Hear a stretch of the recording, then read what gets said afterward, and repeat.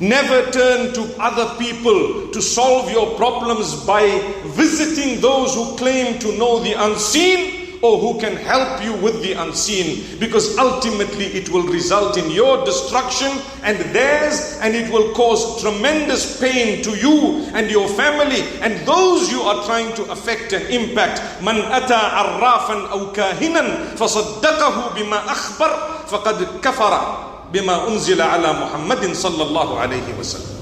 Whoever visits a fortune teller or a soothsayer, one of these people who claim to know the unseen, to help you regarding the unseen, if you just visit them, the hadith of the Prophet Muhammad sallallahu alaihi wasallam says, if you believe what they have to say, you have disbelieved in what I have brought. Is it worth it? Is it worth losing your iman by visiting people just because you are fed up of something happening in your life? Bear sabr. Turn to the Quran, Ayatul Kursi, the 3 surahs at the end of the Quran, Al-Ikhlas and Al-Mu'awwidhatan. Qul a'udhu bi rabbil falaq, Qul a'udhu bi rabbin nas. Do you not have conviction in the word of Allah? How much time of the day do you spend reading the Quran? And then you want to visit a witch doctor, you want to visit a soothsayer, you want to visit a magician, you want to visit a person who might cast a spell? Wallahi, my brothers and sisters, by visiting, by believing, the Prophet Muhammad sallallahu alaihi wasallam says, فَقَدْ كَفَرَ بِمَا أُنزِلَ عَلَى مُحَمَّدٍ sallallahu alaihi wasallam. Such a person, by merely believing that someone besides Allah can bring me good fortune, has disbelieved in the message brought by Muhammad sallallahu alaihi wasallam. Engage in tawbah. Seek the forgiveness of Allah. If you have done this, and it is rampant in societies across the globe, among people who call themselves Muslims, where is it? My beloved brothers, my sisters, we should never do that.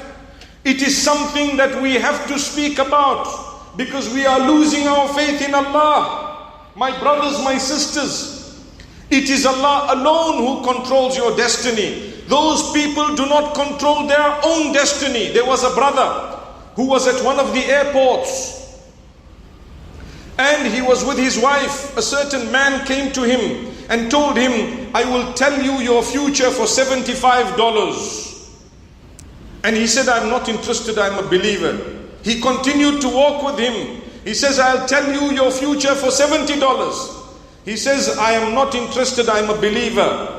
He says, he continued to walk with him until he got to $5. Until he got to $5. Subhanallah. May Allah Almighty grant us strength. My brothers, my sisters, at that juncture, the man sat next to these people and told him, you will die at the age of 70. You will die at the age of 70. Later on, he says, I am waiting for my $5. I am waiting for my $5. This brother who is a believer in Allah told him, my beloved brother, I want to tell you, if you don't even know that I'm not going to give you the $5, how would you know the future of the 70 years? Subhanallah. How would you know? I'm not even going to give you $5. And if you knew the future so well, why would you be sitting begging from people for $50 and $70? Subhanallah. The moral is, my beloved brothers, my sisters, turn to Allah. Build a good relation with Him. Read your Quran every day. Ayatul, repeat that dua on a daily basis. Nothing will harm you. You require one condition, your faith and conviction.